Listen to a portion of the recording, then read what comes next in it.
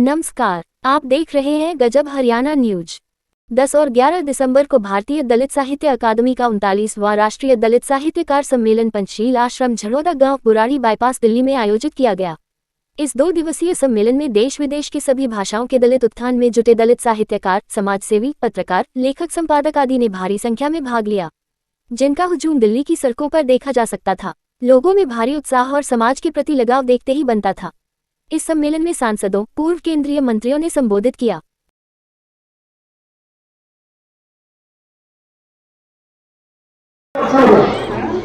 ऐसे लोगों की, ऐसे त्याग करने वाले लोगों की कहानी हम लोग रचना चाहते हैं, ऐसे लोगों का कहानी बनाना चाहते हैं जो ये पालन कर सके कि हम अपने आप को निभाव करके भी समाज की सेवा करेंगे।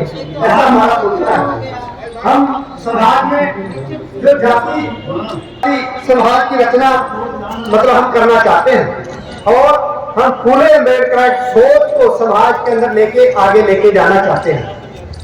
इसके अलावा सामाजिक परिवर्तन करने के लिए हम योग, निस्वार्थ, सियाणी, समर्थ, परिपक्व लीडरशिप, डेडिकेटेड कार्यकर्ताओं की टीम पैदा करना चाहते हैं। क्या आप लोग तैयार हैं? Thank you. हम लोग मानता प्राप्त सम्मान योग जीवन जीने वाले लोगों को आगे लेके जाना चाहते हैं। देश के मालिकों का मालिकाना हक सबको बराबर मिले।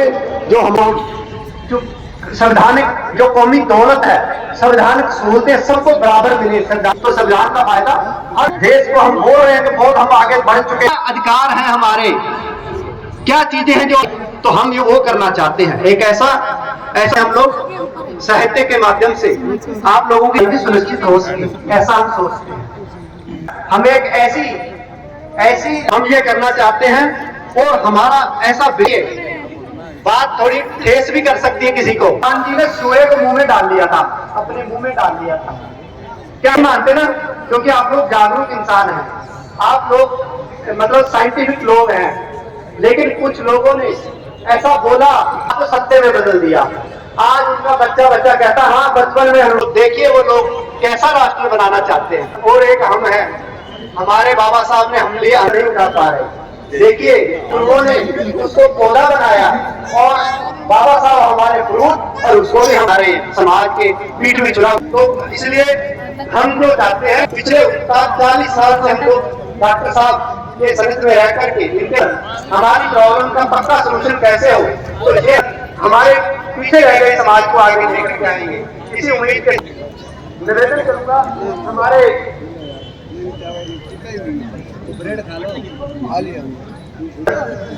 हमारा जो मानव मन करके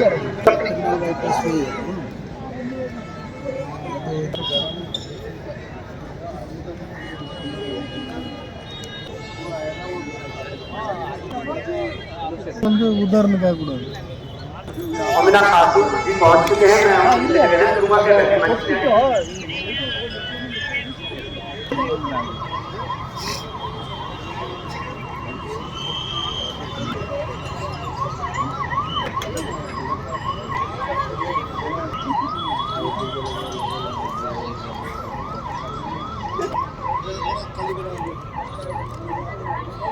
मंगल सूर्यकर जी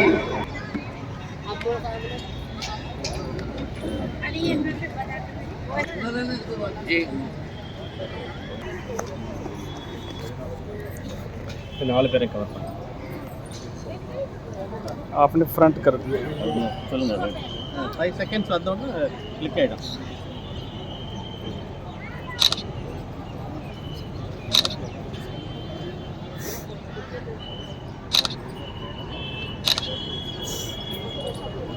Okay, thank you. Arrest him, sir.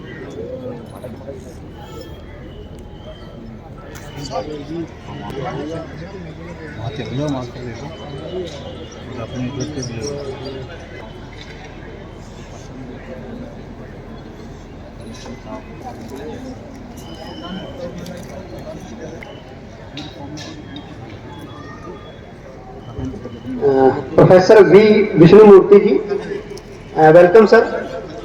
हमारे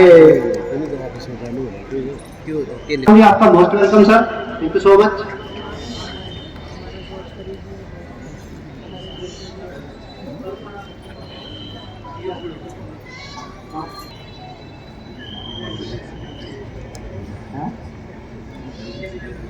कौन?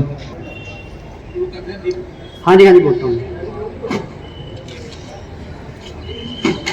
पहले वो बात मैं अभी निवेदन करना चाहूँगा हमारे आदर और सम्मान के जो डॉक्टर बाबा साहब अम्बेडकर और भगवान बुद्ध के चित्रों पर माल्यार्पण करेंगे, तो प्लीज सर। हाँ, जो पर्सनल बाद में करना है ना प्लीज। हाँ, बाद में करना है। एक बार पीछे हो जाइए। एक उनको आ जाए, हम फोटो नहीं खींच रहे हैं, कोई बात नहीं है, पत्रकार ये लीजिए। अरे यार किसे करना है, वो नहीं लगेगा जब तक बोल रहा हूँ, एक तो डली रहेगी।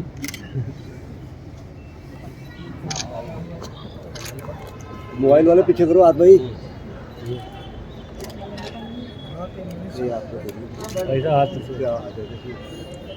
वो इसको ब्रीक कर दो, बाकियों को ब्रीक कर दो ना, हाथ से ब्रीक कर दो। हाँ ऐसे, ये फिर हो जाएंगे।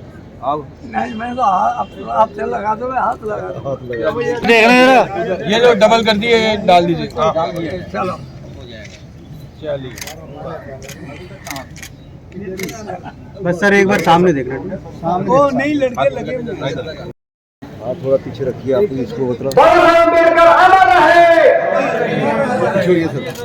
अम्बेडकर अमर रहे। ओके सर, हो गया, बस आ जाओ। मुझे पता नहीं, मत बोला सर। चलो मंच पर मेरे साथ चल okay photo hello brother photo okay कम हो गया, वीडियो भी होगी, फोटो भी होगी। जैसे ही कार्यक्रम स्टार्ट होगा तो सबको अवसर मिलेगा इस बात का, ठीक है? तो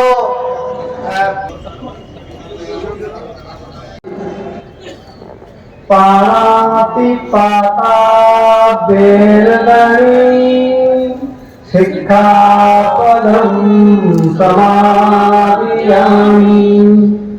अभिन्नदाना बेरदनी शिक्षापदं समादियामि कामेषु मिथ्याचारा बेरदनी शिक्षापदं समादियामि मुसावादा वेरमणि शिक्षापदं समादियामि सुरामेर्मज्जपा दग्धभाना वेरमणि शिक्षापदं समादियामि तृतीयशरणम् बुद्धं शरणं गच्छामि धम्मं शरणं गच्छामि संघं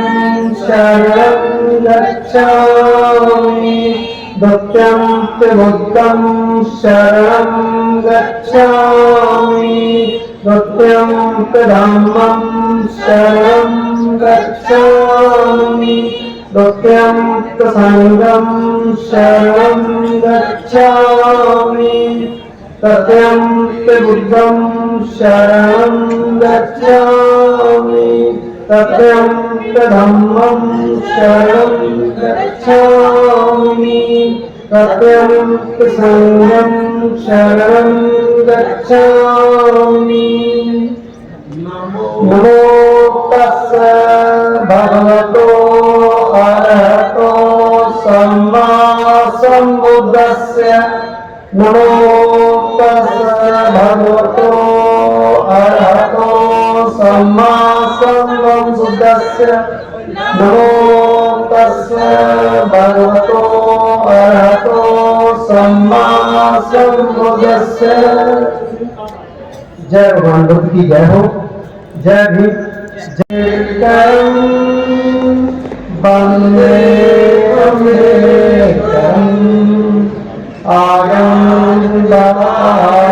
कर्पूषित खनन शिक्षा से भूषित संघर्षहानितकं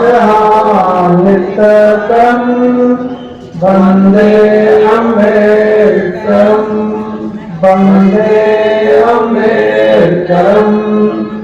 भारत दलित जनों के त्राता सभी विधि विधान की ज्ञाता युग युग के बंधन मुक्तम भारत भाग्यरत तुम गुरुवरम वंदे अम्बेडकरम वंदे अम्बेडकरम। जय भीम। बहुत बहुत स्वागत। हाँ जी हाँ जी पूरे साउथ इंडिया के हमारे पी विष्णुमूर्ति जी हमारे प्रेसिडेंट हैं, उन्होंने उनको उनका बिरजू रविदास जी का भी गुरु का गुलदस्ता दे करके डॉक्टर सोनपाल सुमनाक्षर जी स्वागत कर रहे हैं। मैं दोनों सुमनाक्षर जी का जतिंदर मन्नू जी ने भी पूरे साउथ इंडिया की तरफ से डॉक्टर साहब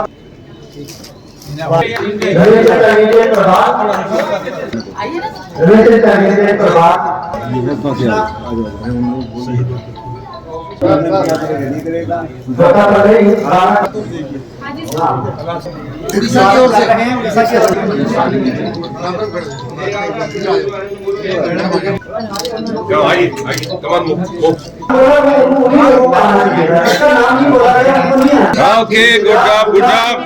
Come on. Okay. Right. Parliament हमारे बीच में पहुंच रहे हैं, जोरदार तालियों के साथ उनका स्वागत करेंगे। और साहित्यकार हैं और बहुत बड़े समाज के लीडर हैं। हमेशा भारतीय दलित साहित्य अकादमी बोलना है। हाँ जी बोलो बोलो।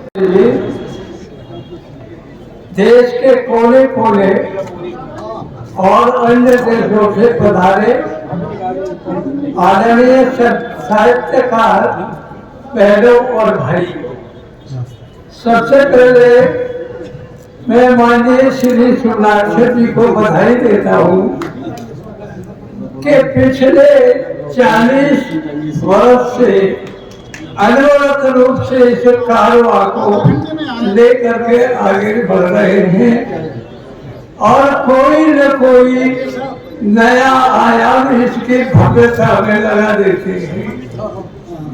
पिछले साल के मुकाबले मैं आया था जब आज मैंने देखा इसका कायाकल्प कर दिया, स्थान का निर्माण कर दिया, ऊंची नीची परिषद की सीढ़ियां बना दी।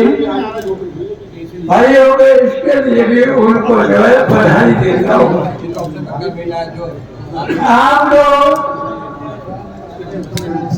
जो भी साहित्य की रचना करते हैं, चाहे आप कवि हैं, चाहे आप लेखक हैं, चाहे आप पत्रकार हैं, चाहे आप वक्ता हैं, चाहे आप नेता हैं, चाहे आप समाजसेवी हैं, आपके विचार बाबा साहब डॉक्टर अम्बेडकर के मिशन से जुड़े रहते हैं। इस देश की हजारों वर्ष की जो प्रसिद्धि थी सामाजिक, वो पाखंड, आडंबर, ढोल, अंधविश्वास, कुरीति, कुचलन, फिजूल खर्ची, असमानता, जातवाद और छुआछूत पर आधारित थी। देश दुनिया के सामने बहुत पीछे चला गया, लेकिन दलित समाज देश में सबसे पीछे चला गया जो है। इन तमाम रूढ़ियों में फंसने के कारण और ना तो ये अच्छा खा पी सका, न अच्छा पहन हो सका, न अच्छा रहन सहन कर सका और न ही समाज के अगुआ के समाज जो है आगे बढ़ सका। सबसे पहले इस व्यवस्था को बदलने की शुरुआत ऋषि दयानंद ने की। उन्होंने कहा कि जन्म के आधार पर जाति वर्ण व्यवस्था नहीं होती, गुण और कर्म के आधार पर होती है। और सत्यार्थ प्रकाश जो उनका ग्रंथता की रचना करके उसके माध्यम से इस विचार को पूरे देश में फैलाया ही नहीं, उन्होंने पुनीत भोज शुरू कराए दलितों के साथ छुआछूत को मिटाने के लिए और शिक्षित बनाने के लिए, महिलाओं दलितों के लिए, महिलाओं के लिए गुरुकुल और दलितों के लिए DAV हाई स्कूल जो सबके लिए, लेकिन विशेष रूप से दलितों की जिसमें एंट्री हुई, प्रवेश हुआ, सारे देश में जो है खोले। प्रभाव लोगों के ऊपर पड़ा, आंशिक रूप से समाज में बदलाव आया।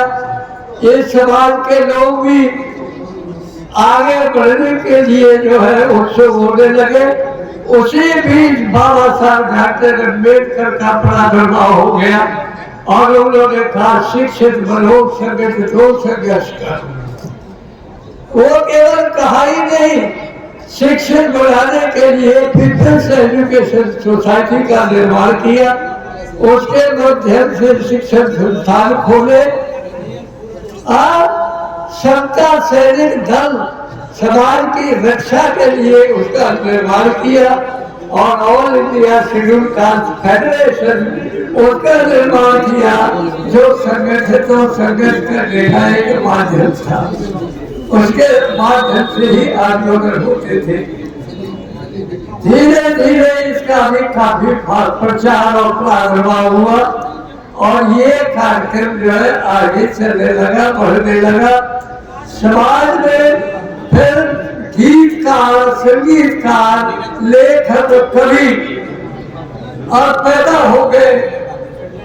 लेकिन भाइयों उस समय जो बड़े दुखी थे उस व्यवस्था से, मैं 18 घंटे तक भाषण करता रहा हूँ लगातार, लेकिन 10-15 मिनट से ज्यादा में नहीं होगा। एक आपको कविता सुनाता हूँ, साहित्य की रचना किस आधार पर होती थी आपको पढ़नी है। पत्थर दे लाए जाते हैं तो आगे दूध घी के जल से, भूखी बेगल का बच्चा दो दूध न पी पाया तल से। सोने चांदी के ढेरों को जिसमें भगवान बनाए हैं, मानव मानव का खून चूस कर गाल समान बनाए हैं। इन बंदों और पाखंडों की शरीयत ठिकेदारी है। आज कभी कहता ये डायल और हत्यारी है। इंसान उठो, फेंको पत्थर, अब मानव का पूजन होगा। मानव के सब के ऊपर निर्भर विधान नहीं होगा। इंसान न होगा नालों में, मठवे पाषाण नहीं होगा और स्वर्ग के ठेके का सौदा भी लाभ नहीं होगा। मेरी आवाज पुकारेगी मानव मानव के कानों में, अब आग लगा देगी इन बराबरी भगवानों में। हम ऊपर स्वर्ग उतारेंगे अब नहीं कुछ चंद इशारों में। देखो कितना भारी बल है इन खिलाफ के नामों में। भाइयों, पाखंड से मुक्ति पाने के लिए आगे बढ़ने लगे। बाबा साहब ने न केवल घोषणाएं की, उन्होंने करके भी दिखाया।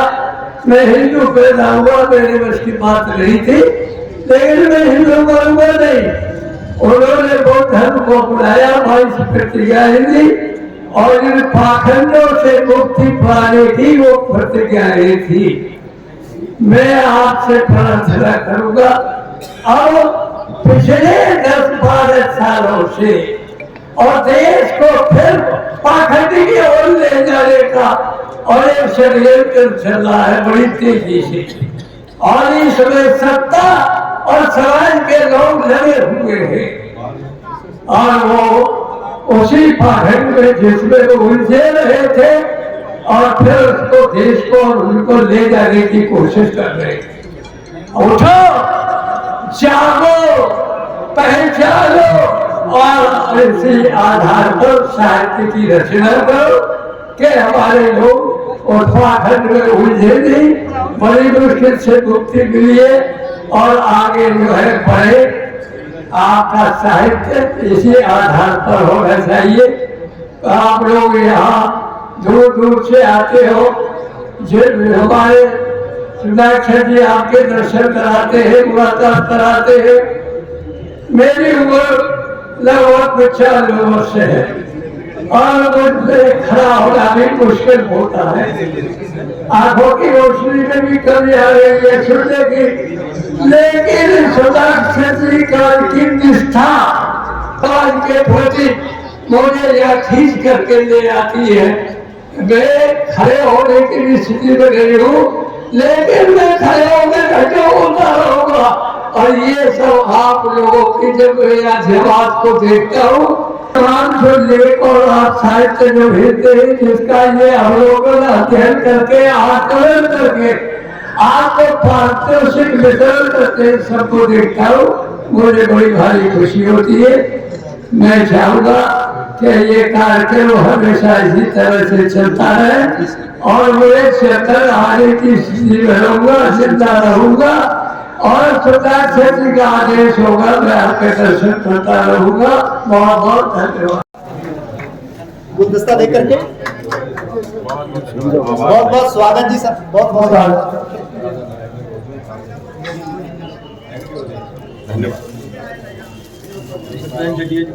डॉक्टर सत्यनारायण जटिया जी का स्वागत कर रहे हैं हमारे जय सुनाक्षर जी और डॉक्टर साहब, बहुत बहुत स्वागत जी जटिया साहब आपका। Very good. सब पीढ़ी लग रही है। हाँ, नई पीढ़ी, नई पीढ़ी। हाँ जी, आओ आप। हाँ बिल्कुल सर, जो राज्य परिषद है नेपाल में, तो उसके मेंबर भी रहे हैं कल करिया। 39वें राष्ट्रीय दलित साहित्यकार सम्मेलन में पधारे देश विदेश के सभी प्रतिनिधि बंधुओं बहनों, आप सबका भारत की राजधानी दिल्ली में स्वागत है। अन्य वर्षों की तरह भी आप बहुत ही उत्साह के साथ यहाँ पंचशीलाश्रम में पधारे हैं। हम समझते हैं कि इतनी दूर दिल्ली में भी कोई एयरपोर्ट से आ रहा है, कोई ट्रेन से आ रहा है, कोई कहीं से भी आ रहा है और आने में आपको काफी यहाँ पहुंचने में दिक्कत भी होगी, लेकिन आपके उत्साह प्रेम को देखते हुए ये कठिनाइयाँ कुछ भी नहीं रह जाती। तो इसलिए मैं आपका भारतीय दलित साहित्य अकेडमी की ओर से, सभी पदाधिकारियों की ओर से अभिनंदन करता हूँ। साथियों, पिछले 38 सालों में हमने काफी प्रगति की है और एकेडमी के कार्यक्रम काफी आगे बढ़े हैं। आप समझते हैं, क्योंकि पूरे भारतीय दलित साहित्य अकेडमी केवल एक ही ऐसी संस्था है जिसको सभी का प्यार मिलता है, चाहे कोई गणराज नेता हो, सामाजिक नेता हो या धार्मिक नेता हो। क्योंकि हमारे यहाँ पर किसी प्रकार का जातपात का, धर्म का कोई रुकावट नहीं है। यहाँ जो भी है, जो प्यार करता है, जो समझता है, बाबा साहब, डॉक्टर अम्बेडकर और साहू जी महाराज और हमारे ज्योतिबा फूले, बाबू जगजीवन, भगवान बुद्ध, इनकी जो समता का उद्देश्य था उसको पूरा करने के लिए जो भी सहयोग करते हैं, मैं समझता हूँ वो भी एकेडमी का कार्य को आगे बढ़ाते हैं। क्योंकि हमारा मुख्य उद्देश्य यही है भारतीय दलित साहित्य अकेडमी का कि इंसान को इंसान से जोड़ो और उनमें एक नई क्रांति पैदा करो, ऊंच नीच के खिलाफ, जातवाद के खिलाफ, उत्पीड़न के खिलाफ, अत्याचार के खिलाफ और समाज में और देश में समता लाने के लिए प्यार, पार्षद का प्यार बढ़ाने के लिए, जो हमारे संवैधानिक अधिकार मिले हैं उनकी प्राप्ति के लिए, और जो लोग अभी तक समाज की कुरीतियों में जकड़े हुए हैं उन सभी पत्रकारों कोई बात नहीं सर, लोगों को उनसे मुक्ति दिलाने के लिए तो भारतीय दलित साहित्य अकेडमी का पिछले 38 सालों से जो वैचारिक क्रांति का रथ चल रहा है वो काफी आगे बढ़ चुका है। इस दौरान हम 38 सम्मेलन अब तक कर चुके हैं देश में, राष्ट्रीय सम्मेलन, 2 विश्व सम्मेलन हमने किए हैं, एक नेपाल में और दूसरा हमने किया है यूके में, इंग्लैंड में। और आपको ये जानकर खुशी होगी कि हम लोगों ने तो लोग तीसरा विश्व दलित साहित्यकार सम्मेलन थाईलैंड में करने जा रहे हैं अगले वर्ष। और मैं समझता हूँ इसी उत्साह के साथ दूसरे साथी भी वहाँ पर बहुत से ज्यादा भाग लेंगे। और क्योंकि जो थाईलैंड है बौद्ध देश है, समता का देश है, प्यार का देश है, और एक नए वहाँ पर आपको वातावरण मिलेगा, लोगों का प्यार मिलेगा। इसी उद्देश्य से हमने जो तीसरा विश्व दलित साहित्यकार सम्मेलन अकेडमी का है थाईलैंड में बैंकॉक में रखने का कार्यक्रम बनाया है। उसके जैसे ही अप्रैल महीने में डेट निश्चित होगी उसकी घोषणा आपको बता दी जाएगी। साथियों, आज के हमारे यहाँ पर जो हमारे मुख्य अतिथि के रूप में पधारे हैं डॉक्टर सत्यनारायण जटिया, वो आपके लिए कोई नए नहीं है कि उनका जुड़ाव अकेडमी के साथ कोई जब वो 94-95 से साथ में हैं, जब वो मंत्री केंद्र में मंत्री सामाजिक न्याय और अधिकार मंत्रालय था उनके पास। इसके अलावा तो श्रम मंत्री जो रहे और जहाँ भी जिस पद पर रहे, लेकिन उन्होंने कभी भी एकेडमी के कार्यक्रम को न छोड़ा है और न कहीं उन्होंने इस घर के वो अनुपस्थित दिखाई है। अभी संप्रिय गौतम जी को आपने सुना, वो 95 साल के हो चुके हैं। आदमी 60 साल में हिल जाता है, कहता है मेरे दर्द हो रहा है, गोडों में दर्द हो रहा है, इसी तरह से वो चलने फिरने में थोड़ा सा भी परेशान होने का कहीं सामाजिक कार्य में रुचि लेना बंद कर देता है। लेकिन गौतम जी को आपने देखा कि वो नियमित रूप से सम्मेलन में आ रहे, पिछले आपने देखा वो 15-20 साल से लगातार आ रहे हैं। और जब मैं उनसे कहता हूँ आप ठीक है, तो फिर बिल्कुल मैं तैयार बैठा हूँ, आप कॉन्फ्रेंस करिए, मैं आने वाला हूँ।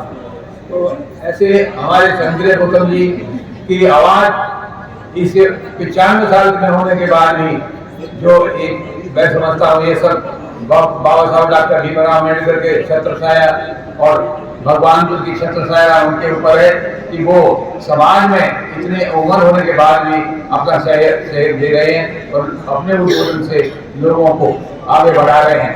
क्योंकि आज हमारे बीच में बाबा साहब डॉक्टर अम्बेडकर नहीं है, लेकिन उनके संसर्ग में रहने वाले संप्रिय गौतम जी, जिन्होंने उनके कदमों में पैरों में बैठकर कुछ सीखा है, वो आपके अपने प्रवचनों द्वारा आपके घर में उन्होंने प्रस्तुत किया।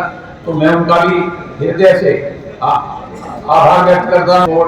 और जो पूर्व चेयरमैन हैं PSC committee, railway board, railway मंत्रालय, भारत सरकार के रहे हैं, तो उनका भी सम्मेलन में आने पर मैं अभिनंदन करता हूँ।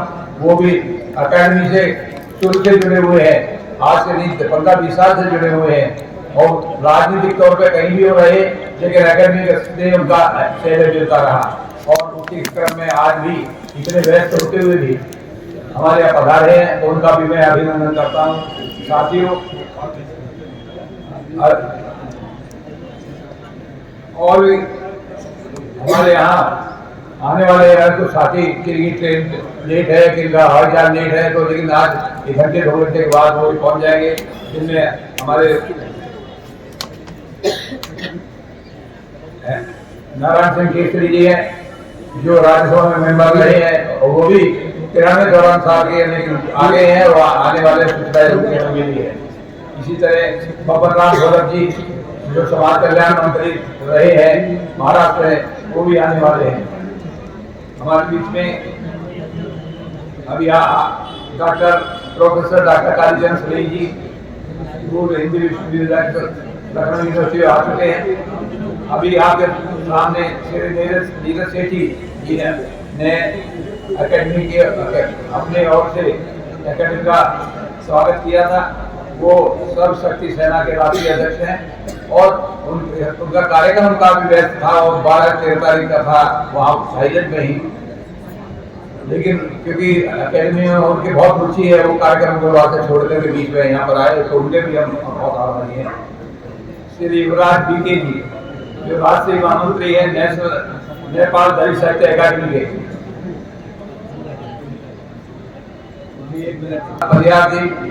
वो भी एकेडमी से आज से नहीं कम से कम 15-20 साल से जुड़े हुए हैं, नियमित रूप से भारत आते हैं कार्यक्रम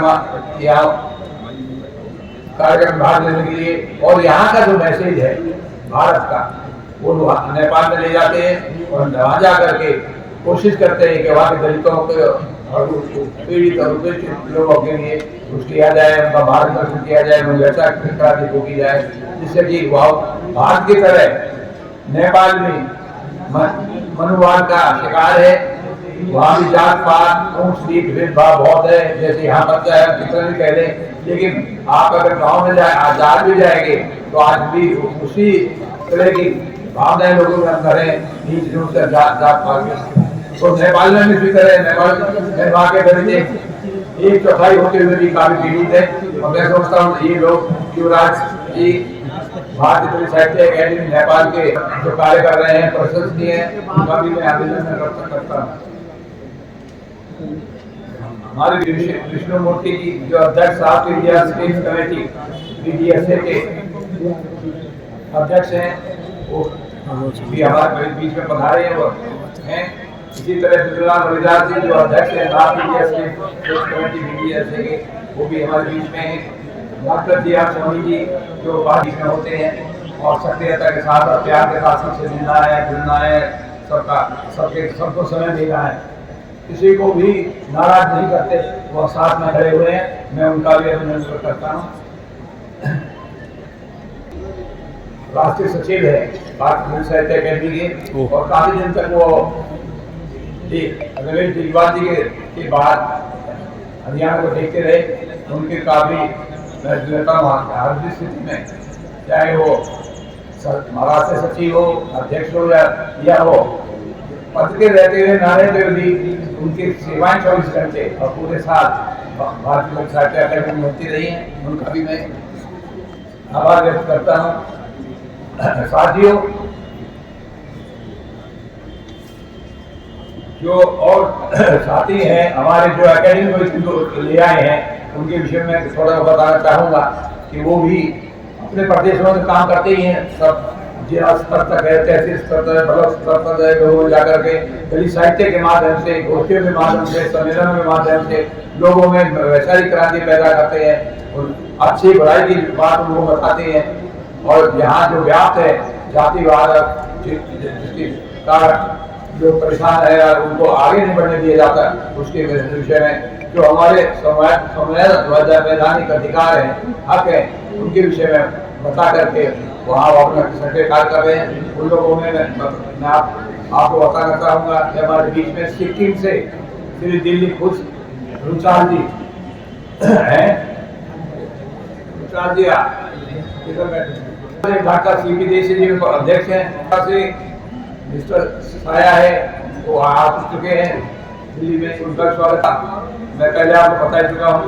हमारे बीच में बंगाल से मोनी मोहन विश्वास जी हैं, मोर्चला और डॉक्टर सुरेंद्र कुमार सहवाल जी को आपके सामने बता दिया है। हिमाचल प्रदेश नफरत करते थे एक तरह से, जैसे छोटों से करते गाँव में घर न करते हैं। आपने देखा कि किसी भी पॉलिटिकल पार्टी ने, चाहे शासन किसका भी रहा हो, कांग्रेस का रहा हो, दूसरों का रहा हो, लेकिन उन्होंने कभी बाबा साहब को तरजीह नहीं दी और न ही बाबा साहब के नाम पर कोई अवार्ड घोषित किया। भारतीय दलित साहित्य अकादमी अकेली ऐसी संस्था है जिसमें 1984 में सबसे पहले बाबा साहब डॉक्टर अम्बेडकर के नाम पर, डॉक्टर अम्बेडकर जी के नाम पर राष्ट्रीय पुरस्कार स्थापित किया और लोगों को देना शुरू किया। तो उसी का आज के परिणाम है कि हमारी देखा कि भारत सरकार को भी जो डॉक्टर अम्बेडकर आयोग है उसको भी डॉक्टर बाबा साहब अम्बेडकर के नाम पर हमारे बहुत दिनों के बाद 91 बार के बाद उन्होंने ये पुरस्कार शुरू किए। और इसी तरह दूसरी और संस्थान भी बाबा साहब को थोड़ी तरजीह देकर के उनके नाम का उपयोग व्यापक हो गया है। वो तो सारे विश्व की एक है तो उसी की को प्रेरित होकर के या बाबा साहब को पूछने लगे और बाबा साहब को कर देने लगे। और ये सब जो कारनामा है इसमें भारतीय जनता साहित्य अकेडमी बहुत बड़ी सहभागिता है कि हमने डॉक्टर अम्बेडकर साहब के नाम पर, बाबा साहब के नाम पर पुरस्कार शुरू किए और पुरस्कार के नाम पर लोगों को सम्मान दिया। और आज स्थिति है कि हम केरला या साउथ में कहीं भी दूसरे जो पुरस्कार किए हैं, ज्योति बापू ने या भगवान बुद्ध या दूसरे, और उनको जब उनको कहते भाई सम्मान कर दे रहे, इस नाम से हाथ दे रहे, वो कहते नहीं, वो तो हमें बाबा साहब का चाहिए, बाबा साहब का पुरस्कार चाहिए। तो ये बहुत बड़ी बात है जो एकेडमी ने की है इस देश में, और साथ इस समय जो उसके पीछे जो शक्ति है वो आप लोगों की शक्ति है। तो एक बार फिर मैं आपका दिल से अभिनंदन करता हूँ दिल्ली में आने का और स्वागत करता हूँ, और मैं आशा करता हूँ कि इसी जोश और जोश के साथ आप नियमित रूप से भारतीय जनता साहित्य अकेडमी के साथ लगे रहेगी। विभेद करने की बातें जन्म के साथ हो जाती है, और मेरा कहना है कि जन्म के साथ जिस प्रकार से खेत की फसल में किस खेत की फसल है उसके कारण से कोई विभेद नहीं होता है, उसी प्रकार से और परमात्मा की कृपा से हम किसी उद्देश्य की पूर्ति करने के लिए जब यहाँ पर आए हुए हैं तो इस चीज से हम हमारे उसमें कोई फर्क नहीं होना चाहिए।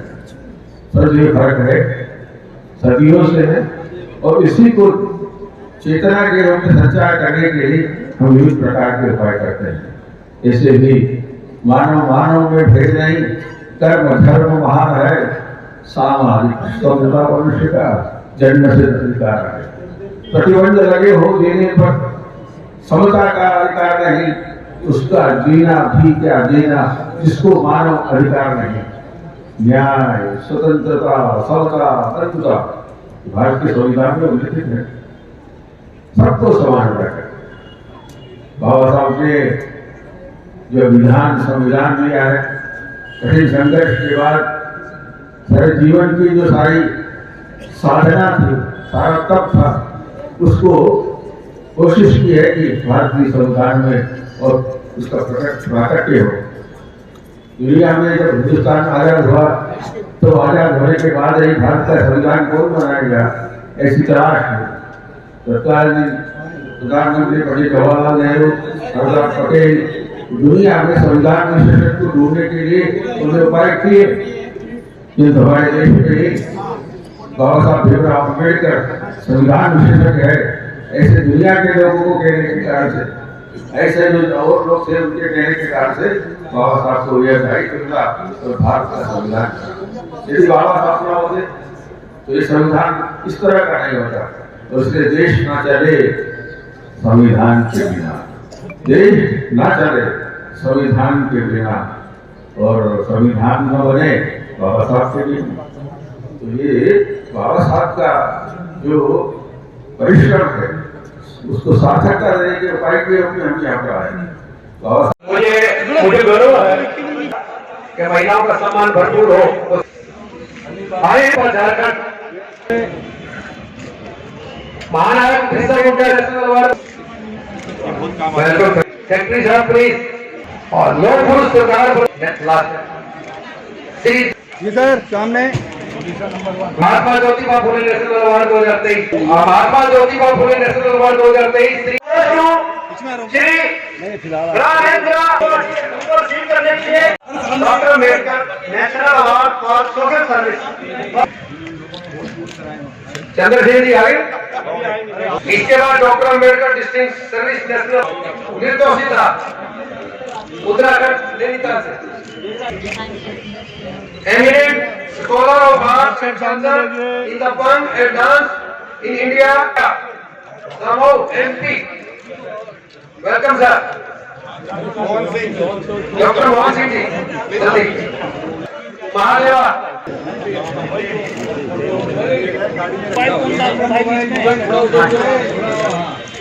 Army and Chaplain.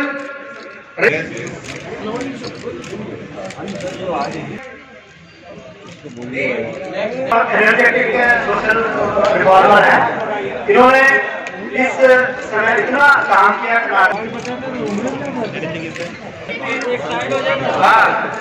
इनका सम्मान तालियों से आप कर सकते हैं। मंच से नेतागण सम्मानित कर रहे हैं, आप तालियों।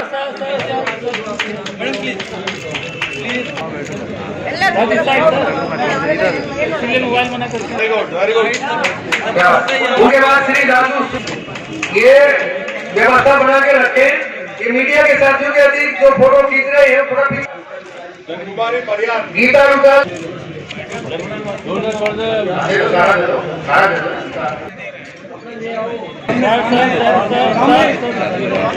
MDDA कॉलेज बनाने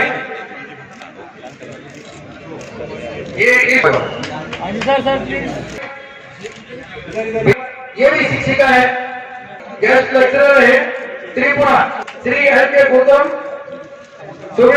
श्रीमती प्रीति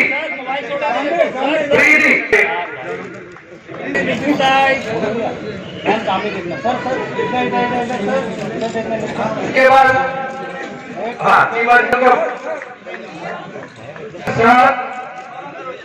बालामणि आसामी इंटरनेशनल एथलीट है। देखिए एथलीट है,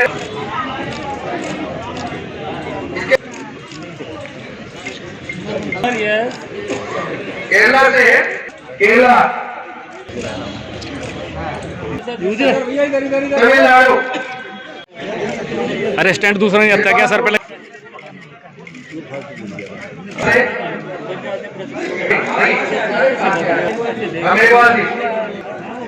Karnataka, welcome sir.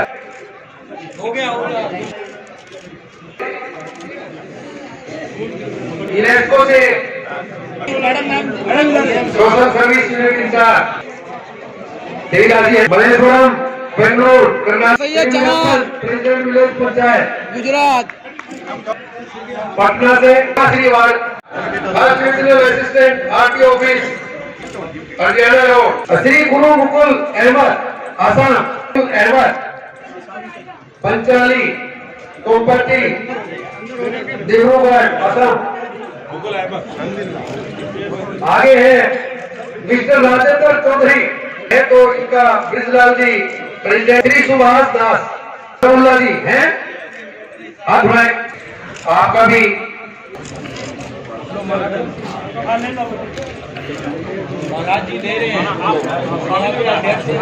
Doctor Ambedkar सेवा श्री अवार्ड हम साथ में शुरू कर रहे हैं, तो आगे बढ़ा रहे हैं। श्रीमती श्वेता जैन जी को जा रहा है अक्षर पूर्णिया बिहार से समाज के लिए। हाफिज बकरूल, डॉक्टर प्रदीप शर्मा सोशल का रास्ता है आने का, इधर से कल्याणी आओ।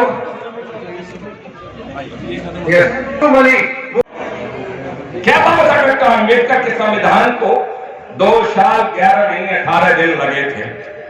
क्या 2 साल 11 महीने 18 दिन में क्या हम अपनी लेखनी की, अपनी तूलिका को, अपनी कलम को शरीयत हुए सोचने का क्या विचार करेंगे? क्या बाबा साहब डॉक्टर अम्बेडकर के जीवन को पढ़ने का कार्य करेंगे? बाबा साहब डॉक्टर अम्बेडकर ने अपने जीवन में कितनी विषमता को झेला है, कितनी अन्याय के झेला है, लेकिन उन अन्याय की तुलना को मैं संकल्प वट वृक्ष जहां बाबा साहब ने संकल्प लिया था, मैं वट वृक्ष को देखने गया था। लेकिन आज हमारे लोग, मैं देख रहा हूं कि जो राइटर्स हैं, लिखने वाले हैं, साहित्यकार हैं, पत्रकार हैं, अपनी वाणी से, अपनी ओर भावना से डॉक्टर अम्बेडकर को खुली में बात कहना चाहता हूं। डॉक्टर अम्बेडकर को सुनने के साथ हमको पढ़ना पड़ेगा, गंभीरता से पढ़ना पड़ेगा। डॉक्टर अम्बेडकर जी को 2 साल 11 महीने 18 दिन क्यों लगे थे? क्योंकि भारतीय संस्कृति, भारतीय भौगोलिक कल्चर, सामाजिक भाव, समरसता का भाव और उसमें संस्कृति की सनातनी परंपरा, सारी चीजों को देख करके सजोने का कार्य किया। क्या आपने डॉक्टर अम्बेडकर जी के संविधान के प्रेमल को देखा? उस प्रेमल का हम ठोकरे में लगे रहते हैं। हमारा साहित्य बढ़े, हमारा जीवन की शैली बढ़े, हमारा ज्ञान, हमारा ओज अर्जन आए, लेकिन के बाबा साहब के जीवन की शैली को देखा, सोचा, उन्होंने अपने रोज में कितना चिंतन करने के बाद आपको ये पता होना चाहिए भौगोलिक परिस्थितियों को, सांस्कृतिक व्यवस्थाओं को और विषमताओं को दूर करने के लिए उन्होंने विकल्प संविधान में तो दिया और विकराल परिस्थिति से जूझ करके एक संविधान का एक ज्ञान भी दिया, एक नियम भी दिया, एक कानून भी दिया।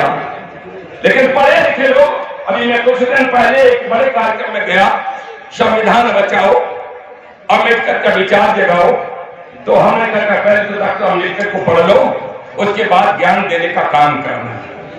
क्या डॉक्टर अम्बेडकर ने संविधान को रचने के लिए 2 साल 11 महीने 18 दिन में क्या किसी धर्म पर कटाक्ष कसा? क्या हमने किसी रीति, हाँ, उसका विकल्प दिया, उसका कानून दिया, उसको विधान को कैसे समाधान का रूप सोचा जाए, ये तो दिया। लेकिन डॉक्टर अम्बेडकर ने विषम परिस्थितियों में होते हुए भी क्या हम ब्राह्मणवाद ठोकते रहते हैं? क्या उनकी जीवन की शैली को पढ़ा कि डॉक्टर अम्बेडकर शब्द कहां से आया, इसकी उत्पत्ति कहां से हुई, पढ़ा? पढ़ना चाहिए। डॉक्टर अम्बेडकर जी के जीवन शैली के अंतिम चरण को भी पढ़ना चाहिए। अभी पिछले दिनों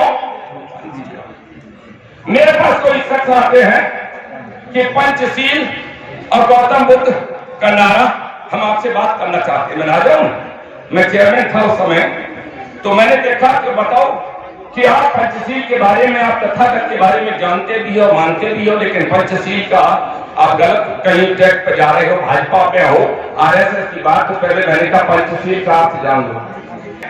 मेरे साथी ने कहा कि तथागत गौतम बुद्ध की 22 प्रतिज्ञा, मैंने पंचशील पढ़ा है। तो हमने कहा कि आप बताओ, ये बाबा, ये तथागत गौतम बुद्ध नेपाल के साथी लोग बैठे हैं, तो नेपाल की तराई से आए थे, उनका बोध क्या हुआ था?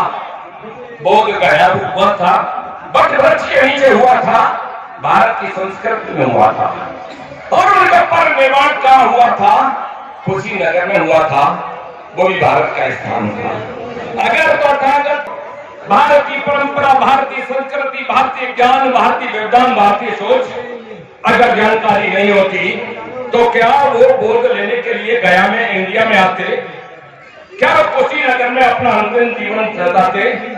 हमको पढ़ना चाहिए। बाबा साहब अम्बेडकर ने भी अपने न्यूयॉर्क जाने से पहले अपने साथियों को कहा, रात को भोज लेते समय मैं बड़ी डिग्रियां लेने के साथ साथ मैं जा रहा हूं, लेकिन साथियों, राष्ट्र धर्म और राष्ट्र प्रेम सबसे पहले है, और उसके लिए मैं जाने के लिए सोच करके मैं जाऊंगा, लेकिन लौट करके आऊंगा। क्या हमने पढ़ा है? ये उंगली देखने का जो नारा है, हम बहुत देर बोलते हैं, लेकिन political power is the method key by defeated open the door. इस उंगली का अर्थ समझ रहे हो? इस सत्ता के मंदिर पर कब्जा करो। सत्ता का मंदिर सिखाने वाले लोग, हम तर्क में फंसते रहेंगे, हमको तर्क में फंसते रहेंगे, हम जात पंथ उस पर लेखनी से हमें तर्क को तर्कों से बचना पड़ेगा। जब बाबा साहब ने सत्ता का अर्थ समझाया, असत्ता के मंदिर का अर्थ समझाया, तो बाबा साहब को पढ़ना चाहिए। और हम तो तर्क करके, तर्क होना चाहिए, तर्क संगत तर्क होना चाहिए, ज्ञानवर्धक होना चाहिए। मेरा भी जीवन जो इस मंच से सामाजिक मंच है, मैं आपको लगता हूं कल परसों का लड़का, लेकिन मेरा 48 साल का सामाजिक राजनीतिक जीवन है। मैं 62 की 11 आदमी की टीम का कांसीराम का प्लानर था, प्रोजेक्टर था, एडवाइजर था, फाइनेंसर था। उत्तरायणी में हिंदुस्तान में सबसे पहले कांसीराम को मैंने तोड़ा। मेरा बच्चा खत्म हुआ, मैं मिट्टी नहीं दे पाया, और मैं विचार के तहत भी किसी स्वयं लेने गए, मैं राष्ट्रीय महासचिव वहां भी लगातार रहा, लेकिन विचार के तहत एक विचार मंच पर जब सत्यनारायण जटिया जी ये ओर के साथ साथ अपनी चिंता करते हैं, लेकिन आज एक बात आग्रह करना चाहता हूं, ये मंच से हम लेखनी को मजबूत करें, विषमताओं को दूर करें। लेकिन अभी मेरे को IRS ग्रुप ने बॉम्बे में बुला लिया, और बॉम्बे में बुला करके वो पाठ पढ़ाने लगे कि रतन जी आप किस मंच पे हो, किस पार्टी में, किस सरकार में हो। तो मैंने कहा कि भाई, इंडियन पॉलिटिकल सिस्टम है कि यहाँ खजाने का मालिक तो PM होता है, खजाने का मालिक तो यहाँ प्रेसिडेंट रूल तो है नहीं, प्राइम मिनिस्टर रूल है।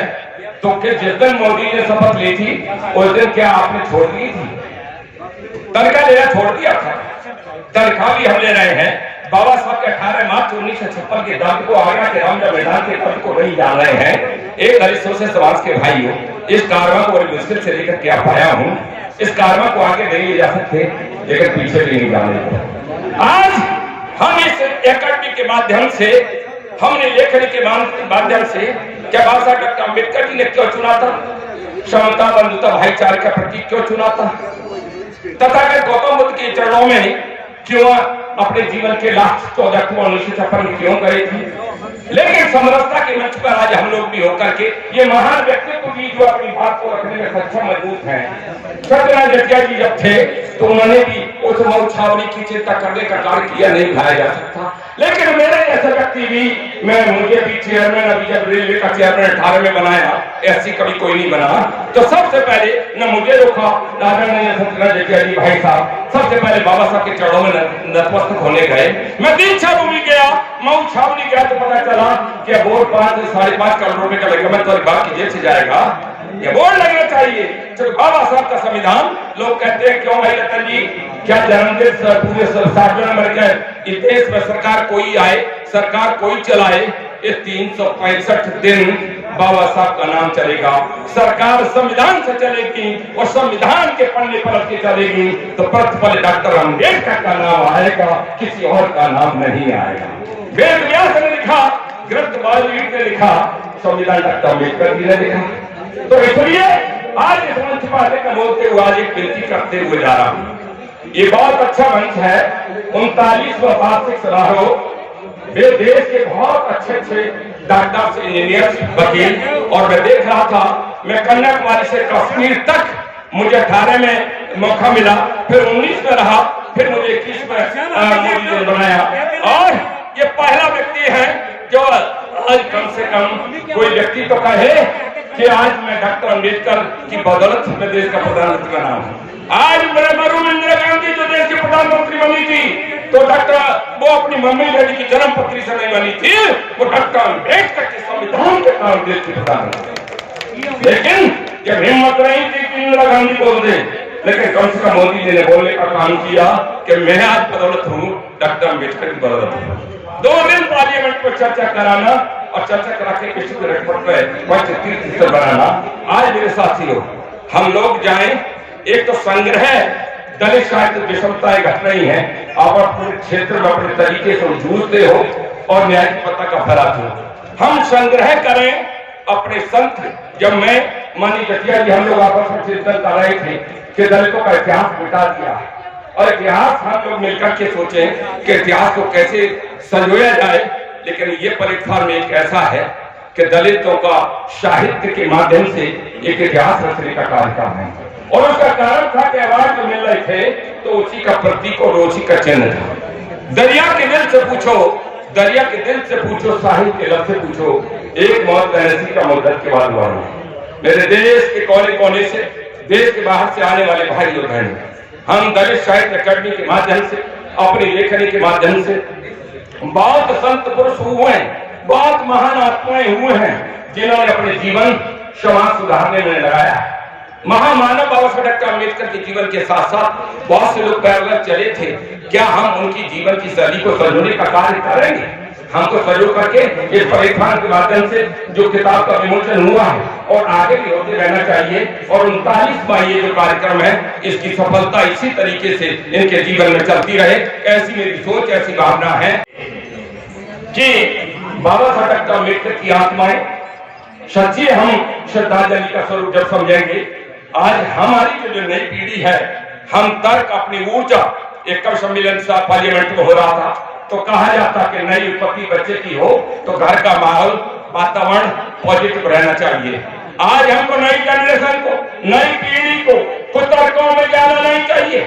हमको, हम लोग मजबूती से किसी भी दल, किसी प्लेटफॉर्म पर बात रखने में मजबूत है, लेकिन हमको तर्क संगत बढ़िया तरीके से आगे बढ़ना है, अच्छी सोच को लेकर के इस अकादमी को आगे बढ़ाना है। जिनको ये प्रतीक मिला है, अवार्ड मिला है, ऐसे मिलता रहे और हम सब लोग इसी तरीके से आते रहे, गुणगान करते रहे। जय भीम, जय भारत, नमो बुद्धाय। मुझे गौरव है कि महिलाओं का सम्मान भरपूर हो। आए झारखंड महानायक सेक्रेटरी साहब प्लीज और लोक पुरुष सरकार श्री जी सर सामने Mahatma Jyotiba Phule national award 2023 Mahatma Jyotiba Phule national award 2023 Shri उसके बाद लिया रहे सर इधर देखिएगा सामने सर इधर तेतलिया गांधी हमारी साथियों का समय बैठा रहे आइए प्लीज जल्दी आइए wait Deepika ji okay wait Shri Santosh Kumar sir इधर श्री निगम सुंदर जी ये पीछे जो बीच में लगे हुए ना उनसे कल आ जाइए आ जाओ अवार्ड जो आएंगे एक पानी का yes 33 wait Shrimati Shekha wait wait wait आपकी बात बहुत श्रीमती एल कलित कुमार को ज्यादा है डायरेक्ट